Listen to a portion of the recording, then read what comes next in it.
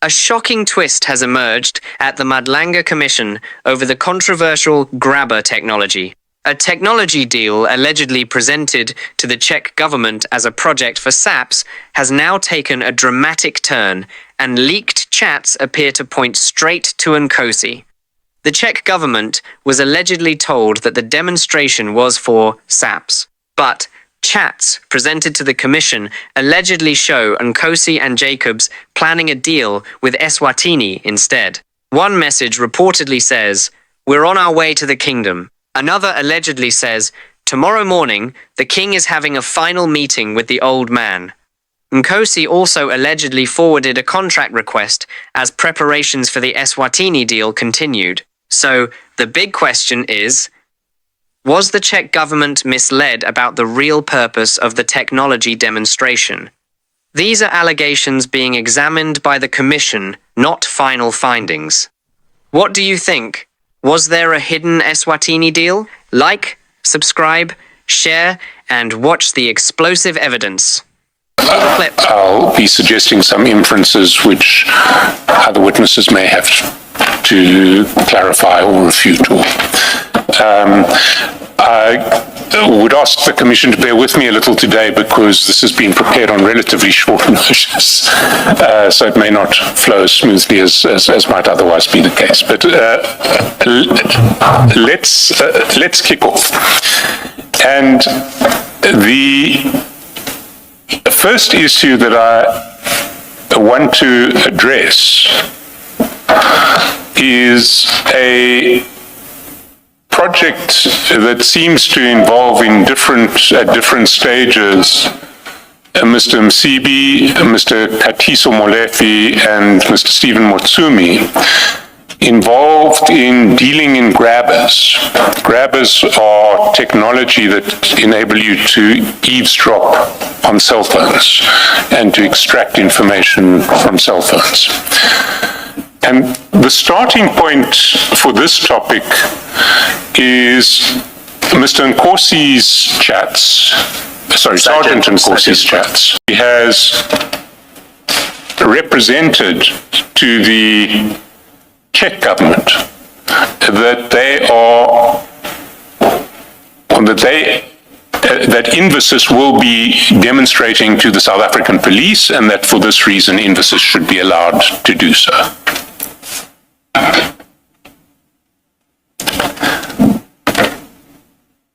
If we go back to page 119, chat number 3, on the morning of the 10th, at 7 o'clock, Mr. Jacobs says, "Good morning, Fani. Thank you for the letter. I've sent it to the team. Let me know when you'll send the driver. Thanks." Sergeant Nkosi replies, "Driver's on the way." At 8 o'clock, "Hi, Fani, we're ready. Are your guys close?" And then at 1:11 the next day, "Hello, Fani. Thank you again to you and your team looking after us yesterday. Let me know if Ubaba is happy and I will drive the process from my side now." Sergeant Nkosi's response is, "Morning. We're on our way to the kingdom as we speak. I'm calling you tomorrow late." Now, the kingdom to which Sergeant Nkosi is referring is the kingdom of Eswatini. And what will emerge is that Mr. Msibi, Sergeant Nkosi, and quite possibly Mr. Motsumi and Mr. Molefe, will get to them later, have a plan to sell grabber technology to the kingdom of Eswatini. Now, of course, that's not what the Czech Republic has been told at all. The Czech Republic has been told that this is a demonstration for the South African Police Service. If we follow this plan, and we run down from page 120,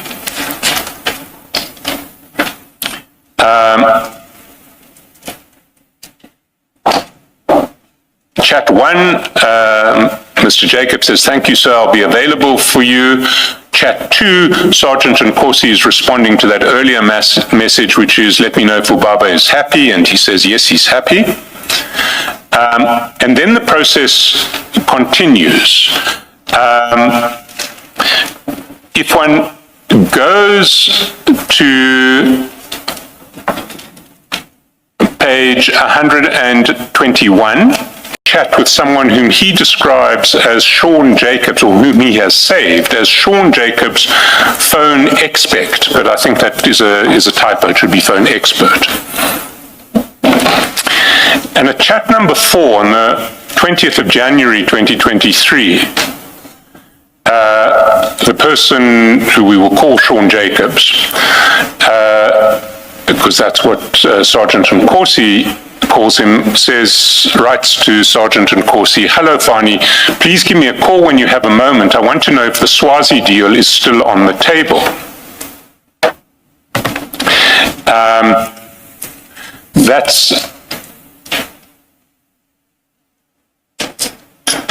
That is from Mr. Jacobs to Sergeant Nkosi. If we then go to page 95 of the bundle, which is Sergeant Nkosi's chats with Mr. Msibi, the late Mr. Msibi.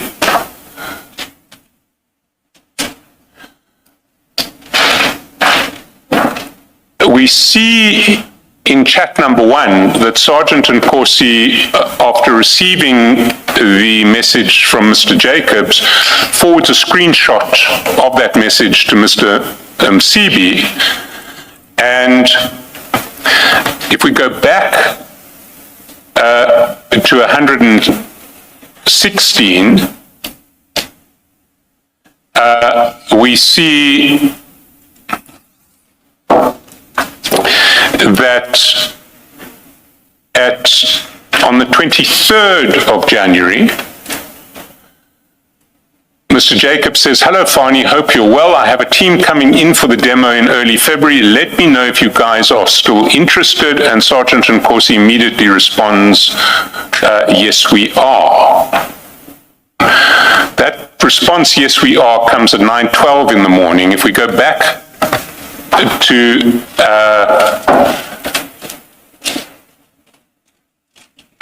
page 95, we see that Mr. Msibi tells Sergeant Nkosi in relation to the earlier screenshot of is the deal still on the table, he says it's on the table, but they have to display. We don't want to become fools. Sergeant Nkosi responds to Mr. Msibi, I think this time they're more ready, and he sends again the screenshot of his exchanges with Mr. Jacobs. If we then go back to page 116, we see on 27 January, hello Fani, hope you're well, says Mr. Jacobs. We're available 9 to 11th February to do a demo for your team. And that too gets forwarded on page 95 from Sergeant Nkosi to Mr. Msibi. That's at 1:27 p.m. on the 27th of January.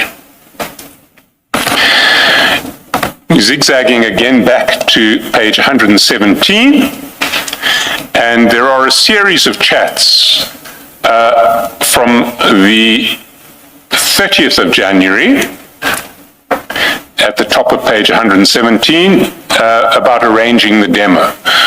Mr. Jacobs says, hi Fani, please confirm the dates you're available for the demo above. As mentioned, I'll be in Johannesburg from 9 to 11 February. I have the 9th or 11th available. Demo will be at the Irene Country Lodge. Mr. Sergeant Nkosi says, morning, I'm confirming at 12:30. Mr. Jacobs sends emojis indicating thanks on the 31st.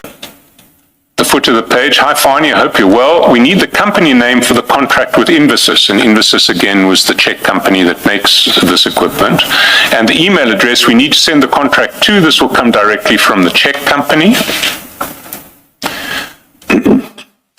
Over the page, this way Ubaba is protected if anyone tries to go behind his back.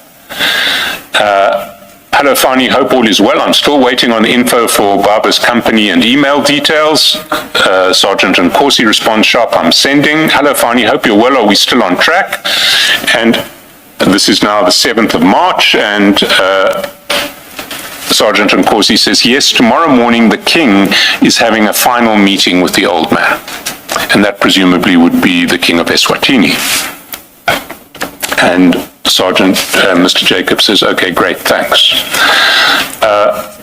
Cousin, maybe for the record, if we could relate this message, the king is meeting with the old man to, we are on our way to Swaziland. How do they relate in terms of dates? Well, it wasn't we're on our way to Swaziland, it was we're on our way to the kingdom. That was the 11th of February. This is now the 7th of March. So the visit may not have been the same visit.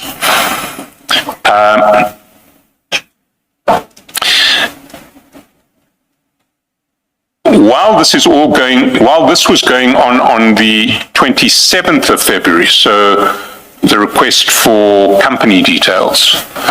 If we go back to 99, we see at chat number 3 on page 99 that Sergeant Nkosi has sent a screenshot to Mr. Msibi of Mr. Jacobs's request for company details. There is then a process that runs, it's concentrated in March, but then it starts dribbling out all the way through the rest of 2023. Starting at the top of 123 on the 14th of March. Hi, Fani, my friend, hope you're well. Do you have any updates? And the response of Sergeant Nkosi is, old man is coming back tomorrow morning from Swaziland. I'm sure we're going to move forward from tomorrow. We'll call you when I'm with him. The next day, at 5 p.m., Mr. Jacob sends Sergeant Nkosi a link, which is no longer active, but reading the link and the message that follows.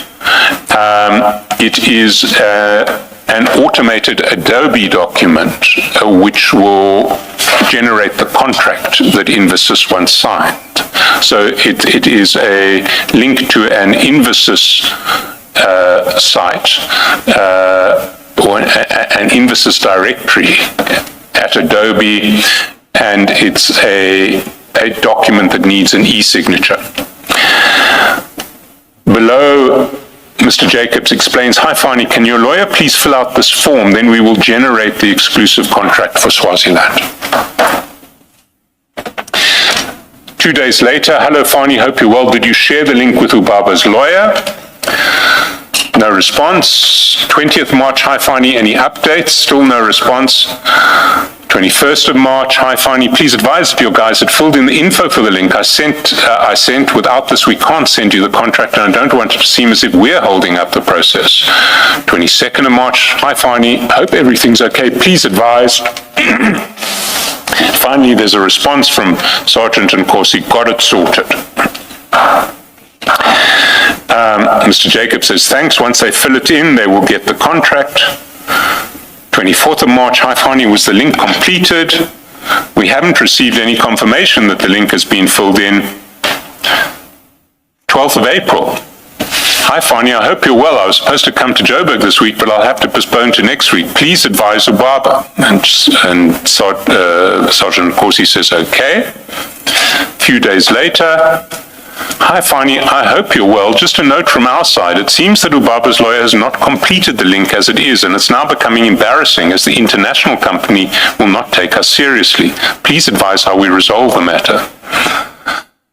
Hello Fani, hope you're well. Is the deal for Swaziland still happening?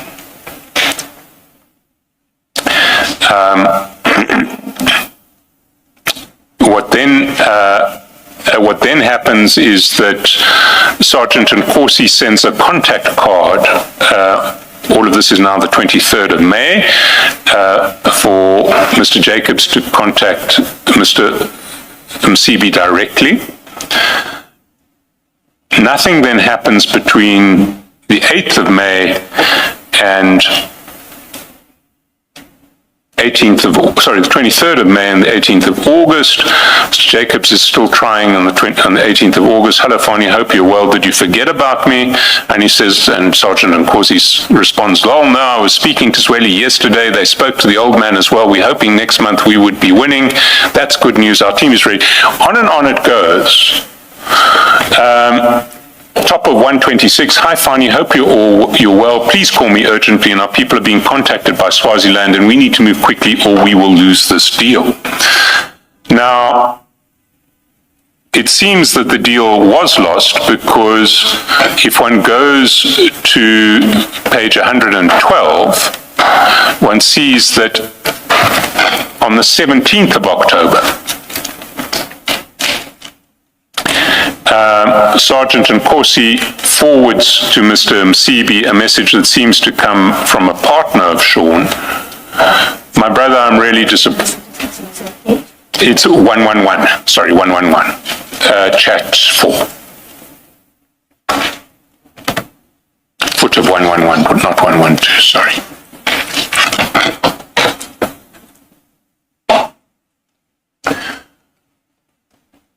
Really disappointed about how things worked out on the Kingdom deal. 1 minute things are coming together, the next minute all of you are quiet.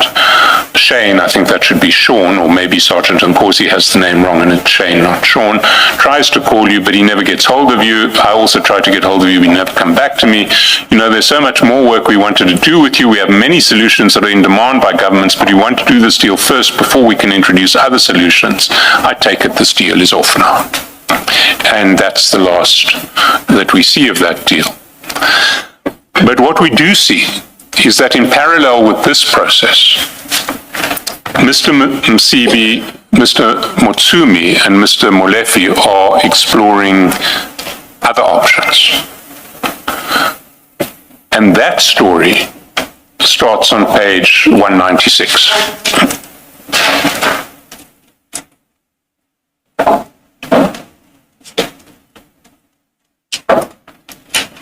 Before we get to the news story, what are we to make of Sergeant Nkosi signing documents on behalf of SAPS and purporting to represent SAPS in future agreements with either it's an international organization or international suppliers? What inference are we to draw? Well, I think the inference is that that's an out-and-out fraud, but it's a fraud to which everyone involved in that project is party. When everyone involved in that project with knowledge of Sergeant Nkosi's letter was also involved, but the only people that we can identify in that regard are Mr. Msibi, who's no longer alive, and Shane or Sean.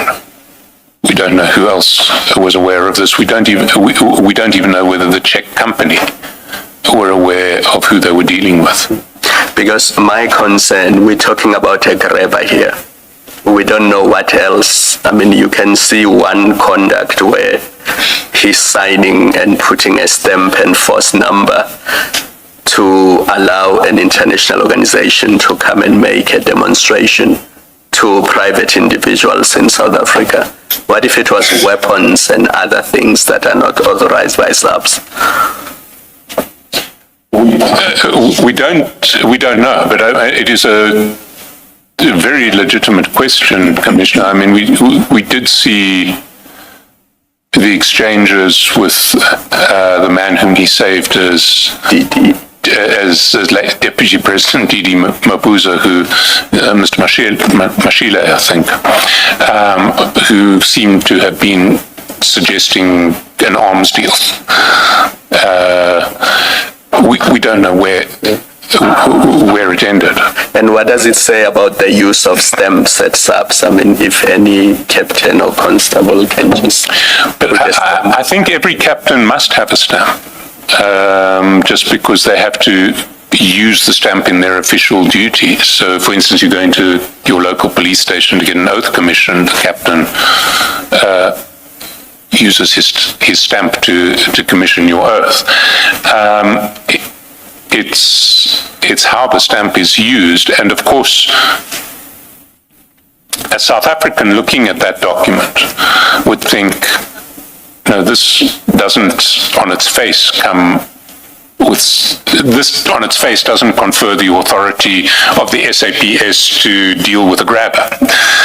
But someone in the Czech Republic wouldn't have the faintest idea whether this was, how South Africans issue authority at the highest levels of SAPS or not. So the risk is particularly heightened in relation to transactions with foreign countries or with foreign entities. Thank you. He says, morning, Fani, can we... he has had his confirmation, because morning, I'm confirming at 12:30 means we will do it at 12:30.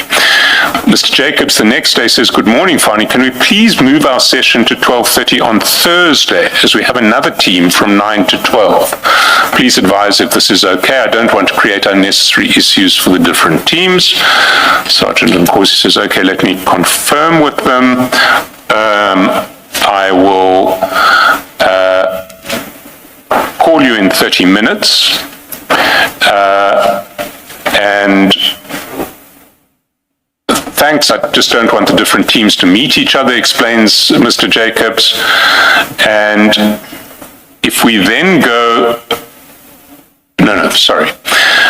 hi Fani, hope you're well. We confirmed for Thursday at 12:30 at Irene Country Lodge, and on the first page of 118, good morning, Fani. Due to logistics issue, we had to move the venue. There's the new venue and details of it. That is on the 9th of February. And then comes a very important document.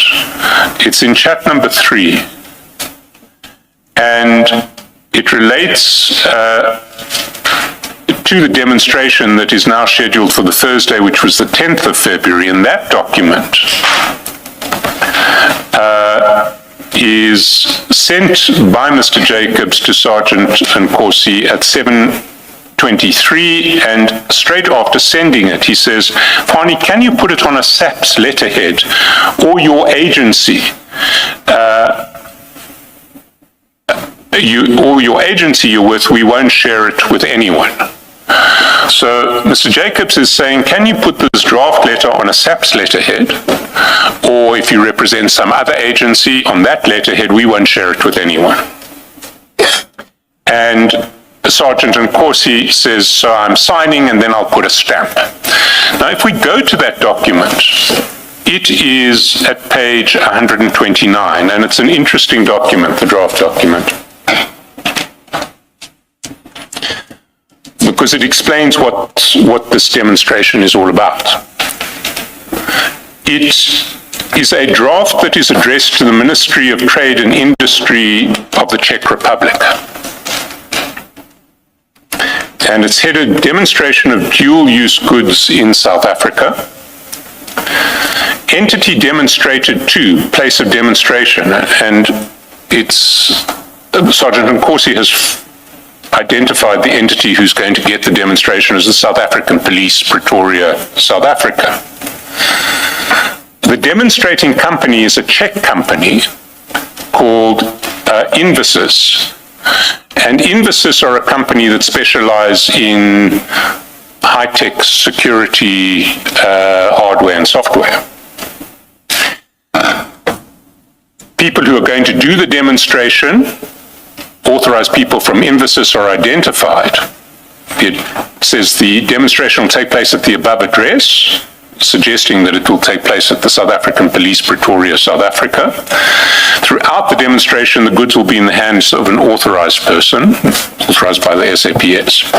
The following goods will be demonstrated. TELUS, that's the trademark IMSI catcher, with tungsten trademark SWGSMA 5/1 and Luna TM MITM mobile. Now, IMSI stands for International Mobile Subscriber Identity. So an IMSI catcher is something that catches a mobile identity. And in colloquial terms, it's a grabber. What it does is it's a surveillance device that mimics a legitimate cell phone tower, cellular tower, and it tricks nearby mobile phones to connect with it rather than the cell phone tower. And then you can download what is on the communications from the mobile phone that are connected to your grabber as opposed to the nearby cell phone tower. If we go, as I was describing, starts at page 196, or our evidence of it starts at page 196. And there we see, on the 15th of May, Mr. Motsumi WhatsApps to Mr. Msibi 3 documents. The first 2 are photographs of his, their 2 passports. And the third is an itinerary. And the itinerary is at page 206. It's an itinerary for both Mr. Motsumi and Mr. Msibi. And it reflects a broken set of connections. There's going to be a flight from Johannesburg to Frankfurt, and then a connecting flight almost immediately from Frankfurt to Paris. That will take Mr. Msibi and Mr. Motsumi to arrive in Paris on the 16th of May at 8:20 in the morning. The next flight is not from Paris, it's from Hamburg in Germany, and that's 2 days later, on the 18th of May. And that is a flight from Hamburg to Zurich, and then as a connection to get back to Johannesburg from Zurich. So one imagines that Mr.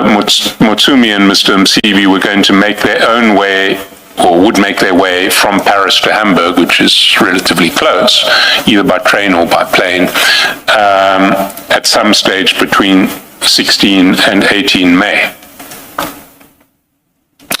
If we go back to the 16th of May, we see that's the day after the itinerary came. Mr. Msibi sends to Mr. Motsumi a company profile for a company which is actually a closed corporation called Femi Style CC. And the Windeed page for Femi Style is at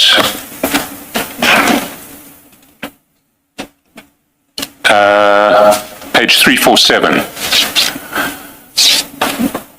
And we see from 347 that the only director of Femi Style